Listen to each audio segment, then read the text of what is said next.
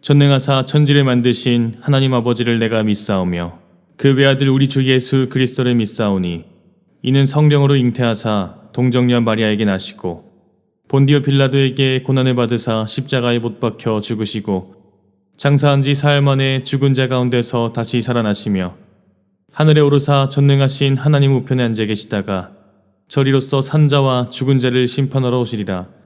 성령을 믿사오며 거룩한 공회와 성도가 서로 교통하는 것과 죄를 사하여 주시는 것과 몸이 다시 사는 것과 영원히 사는 것을 믿사옵나이다. 아멘. 샬롬 여러분 반갑습니다. 지승훈 전도사입니다. 이제 막 8월이 되려고 하는데요. 날씨는 이미 8월인 것 같습니다. 그래도 8월이 오면은 우리가 기다리고 있던 좋은 소식이 있죠. 바로 여름 수련회입니다. 이번 주 중으로 여름 수련회 관련 키트를 다 드리려고 하는데 오프라인 예배, 현장 예배 참석하시는 분들께는 직접 드리고요. 온라인 예배 드리시는 분들께는 주중에 다 배송해 드리도록 하겠습니다. 그래서 내용물이 오면은 꼭 한번 확인을 해 주시기 부탁드립니다. 자, 그러면 우선은 그것은 우리가 안내문을 받으면 한번 보는 걸로 하고요. 함께 말씀을 시작해 보도록 하겠습니다. 자, 먼저 지난 시간까지 우리가 쭉 봐왔죠. 사도신경 안에는요, 동의와 신뢰, 헌신, 순종의 고백이 담겨 있어야 하는 것이고요. 찬양은 하나님께서 우리에게 행하신 그 일들을 기억하면서 감사의 고백을 드리는 시간이다 말씀드렸습니다. 그리고 지난주에 봤던 기도는 하나님의 뜻을 분별하고 어떠한 순간 속에서도 하나님의 뜻을 알기까지 기다리고 참는 것이라고 말씀드렸었죠. 그것을 잘 기억하시기를 바랍니다. 그렇다면 사도신경, 찬양, 기도, 그 이후에 오는 말씀 듣는 시간은 어떤 시간이어야 할까요? 오늘은 여러 구절들을 함께 찾아보면서 진행할 텐데요. 한번 잘 따라와 주시기 바랍니다. 자, 그러면 말씀부터 보고 오도록 하겠습니다. 하나님의 의가 복음 속에 나타납니다. 이 일은 오로지 믿음에 근거하여 일어납니다. 이것은 성경에 기록한 바 의인은 믿음으로 살 것이다 한 것과 같습니다. 자, 복음은 무엇인가요? 예수님으로 인해서 우리가 죄 사함을 받고 구원을 받게 되었다라는 그 기쁜 소식, 복음입니다. 즉, 우리를 구원하고자 하셨던 그 하나님의 뜻이 이루어진 것, 그것이 복음인 것이죠. 한마디로 예수님께서 우리에게 주신 그 하나님의 뜻, 그 가르침, 말씀을 의미하는 것이 바로 복음입니다. 그렇게 한번 이 문장을 다시 읽어보면요. 예수님의 모든 가르침과 말씀 속에는 하나님의 뜻이 담겨 있습니다. 이렇게 읽어볼 수 있겠죠. 즉, 우리를 구원하고자 하셨던 하나님의 뜻은요. 우리가 찾아낸 것이 아닙니다. 오히려 우리에게 주어진 것이죠. 하나님께서 일방적으로 주셨다는 것입니다. 여기에는 우리의 힘이 담겨 있나요? 그렇지 않죠. 하나님께서 행하신 일입니다. 즉, 주도권이 우리에겐 조금도 없고 오로지 하나님께만 있다는 것입니다. 자, 그렇다면 이 일의 주도권을 우리가 조금 가져올 수가 있을까요? 그렇지 않습니다. 만약에 하나님께서 자신의 뜻을 우리에게 알리지 않으셨다면 어땠을까요? 우리에게 말씀도 안 하시고 예언자도 안 보내주시고 또 예수님도 안 보내주시고 이렇게 성경 말씀도 우리에게 주시지 않았다면 우리가 과연 하나님의 뜻을 찾아낼 수 있었을까요? 결코 아니죠. 그러므로 이 말씀 안에는요, 우리를 돌보시고 우리에게 찾아와 주시는 하나님의 사랑도 담겨 있고 하나님의 주도권도 담겨 있는 동시에 우리의 무능력함도 담겨 있게 됩니다. 우리로서는 도저히 찾아낼 수 없었던 구원을 하나님께서 주도권을 쥐고 행하셨습니다. 그래서 바울은요, 이 믿음이라는 것을 선물이라고 말합니다. 하나님께서 주도권을 가지고 우리에게 찾아오셔서 자신을 믿을 수 있도록 우리에게 모습을 드러내 주신 것. 그것은 정말 은혜의 선물인 것이죠. 그래서 한 신학자는 믿음을 이렇게 표현합니다. 하나님의 신실하심. 이런 나에게도 찾아오셔서 하나님을 알 수 있게 해주시다니 정말 신실하신 분이구나. 이렇게 고백하는 것이죠. 그것을 대입해서 이 말씀의 뒷문장도 이렇게 읽어볼 수 있겠죠. 의인은 하나님의 신실하심으로 살 것이다. 이렇게 읽어볼 수 있을 것입니다. 그래서 결국 믿음이라는 것을요, 이렇게 표현합니다. 나의 작음을 알고 그분의 크심을 알게 되는 것. 우리가 그 의미를 한번 더 깊게 살펴보도록 하겠습니다.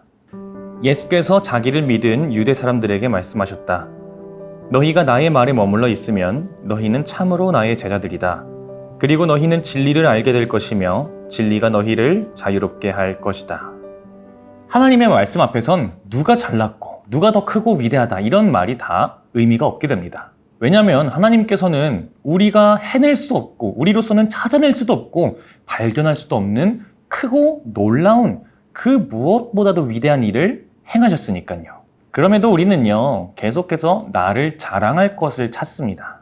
나를 더 가치 있게 해주고 나를 더 멋지게 만들어줄 것들을 계속해서 찾아서 습득합니다. 그래야 좀 더 멋있는 사람이 되고 필요한 사람이 될 수 있으니까요. 그래야 이 세상에서 조금 더 많은 것들을 누리고 자유롭게 하고 싶은 대로 살면서 지낼 수 있게 되니까요. 그러나 예수님께서는 말씀하십니다. 그 다른 것들이 아니라 진리, 하나님의 말씀이 너희를 자유롭게 할 것이다 라고 말합니다. 도대체 무엇으로부터 자유롭게 되는 것을 의미합니까? 나는 위대한 사람이다. 나는 능력 있는 사람이다 라는 교만으로부터 우리를 자유롭게 해준다는 의미입니다. 진리의 말씀 앞에 서게 되면요, 하나님 앞에선 그저 작은 사람일 뿐이구나 라는 것을 깨닫게 됩니다. 그런데 나는 얼마나 작은 사람인가 이런 생각을 하게 되면 좀 슬픈 생각처럼 느끼지 않나요?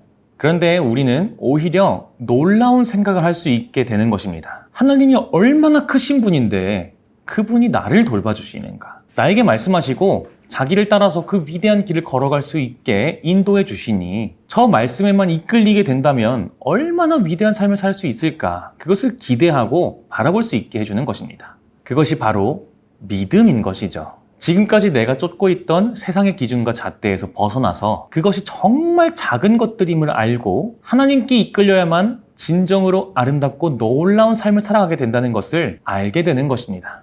그렇게 하나님의 말씀이 우리에게 들려올 때 우리는 조금씩 더 작아져야 합니다. 그렇게 조금씩 내가 따르던 기준들을 바꿔가는 것입니다. 오늘은 이것을 내려놓았으면 내일은 또 이런 것을 내려놓으면서 조금씩 하나님의 말씀이 나를 온전히 사로잡게 될 수 있도록 하는 것입니다. 그 삶이 바로 하나님께서 우리에게 주신 선물입니다. 조금씩 변해가면서 결국 온전히 하나님을 따라 살아갈 수 있게 되도록 변화되는 것.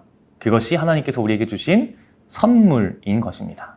그래서 바울은 이렇게 말합니다. 그러므로 믿음은 들음에서 나며 들음은 그리스도의 말씀으로 말미암았느니라. 자, 이 말이 복음에는 하나님의 의가 나타난다라는 말과 결코 다르지가 않죠. 그리스도의 말씀 속에는 하나님의 그 모든 뜻이 다 담겨 있기 때문에 그 말씀을 들어야만 믿음이 생겨납니다. 믿음, 즉 우리의 작음을 알고 하나님의 크심을 알게 되는 것. 그것은요, 말씀을 듣지 않고는 모릅니다. 말씀을 모르면요, 여전히 내가 내 삶의 주인입니다. 자꾸만 진짜 크고 놀라운 하나님의 뜻이 아니라 다른 것들을 찾아 헤매게 되는 것입니다. 그래서 아주 옛날부터 교회에서는요, 계속 말씀을 선포했습니다. 왜 그렇습니까? 하나님의 이 모든 복음과 말씀과 뜻을 계속해서 듣고 우리의 자금을 깨닫게 돼야 되기 때문입니다. 그리고 하나님의 크심을 인정하게 돼야 되기 때문입니다. 그래서 우리의 삶을 조금씩 계속해서 돌이키라라는 것이죠. 단번에 바꿀 수 있으면 얼마나 좋습니까? 그러나 그것이 참 어렵죠. 그렇기에 매 시간 선포하는 것입니다. 오늘도 내일도 조금씩 작아지고 하나님이 커져가면 되는 것입니다. 다윗의 유명한 시에 이런 문장이 있죠.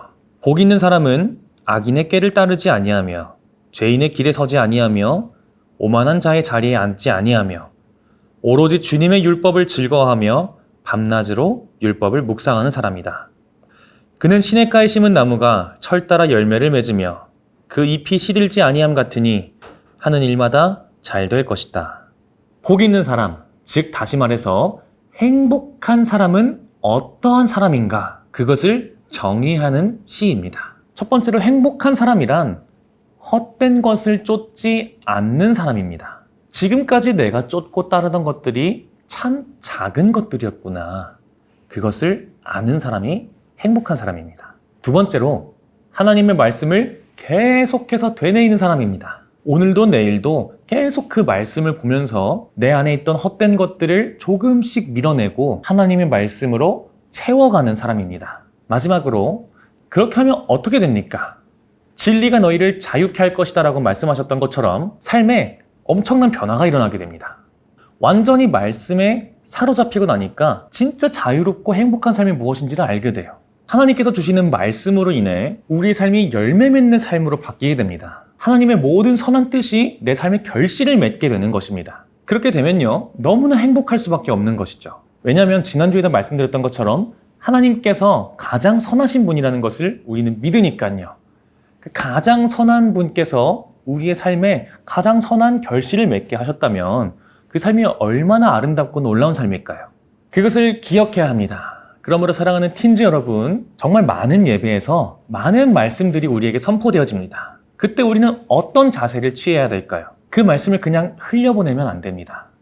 그 말씀이 내게 선포되어질 때 기꺼이 여러분의 마음을 다 내려놓게 되기를 소망합니다. 내가 좋아하던 삶과 내가 사랑하는 것들보다 더 큰 행복과 더 큰 기쁨, 그 놀라운 삶으로 이 말씀이 나를 이끌어줄 것이다 라는 것을 굳게 믿는 마음으로 그 말씀이 나를 온전히 사로잡을 수 있도록 나를 더 내려놔야 됩니다. 그 말씀을 따라 살기를 선택하시기 바랍니다. 나의 작음을 인정하고 하나님의 크심을 인정하는 마음으로 살아갈 때 우리의 삶에는 하나님께서 주시는 아름다운 결실들이 맺혀지게 될 것입니다.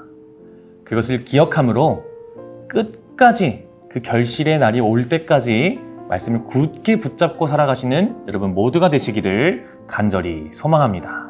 전도사님이 기도하고 마치도록 하겠습니다.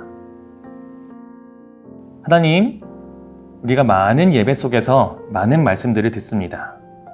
그러나 그냥 지나쳐 보냈던 말씀도 참 많이 있습니다. 앞으로는 그 말씀이 우리에게 선포되어질 때 그 말씀 앞에서 기꺼이 작아지게 하여 주시옵소서. 내가 따르던 그 모든 것들이 참 작은 것이었구나 라는 것을 말씀 앞에서 깨닫게 하시고 그 말씀을 통해 우리에게 주시는 하나님의 뜻이 진정으로 높고 위대한 것임을 알게 되어서 하나님 앞에서 기꺼이 작아지게 하시고 그 말씀에 우리를 온전히 사로잡게 하여 주시옵소서. 그래서 하나님께서 주시는 놀랍고 아름다운 결실이 맺어지는 그런 삶을 살아갈 수 있는 우리 틴즈 친구들이 되게 하여 주시옵소서. 감사드리며 예수 그리스도의 이름으로 기도합니다. 아멘. 하늘에 계신 우리 아버지여, 이름이 거룩히 여김을 받으시오며 나라가 임하시오며 뜻이 하늘에서 이루어진 것 같이 땅에서도 이루어지이다. 오늘 우리에게 일용할 양식을 주시옵고 우리가 우리에게 죄 지은 자를 사하여 준 것 같이 우리 죄를 사하여 주시옵고 우리를 시험에 들게 하지 마시옵고 다만 악에서 구하시옵소서.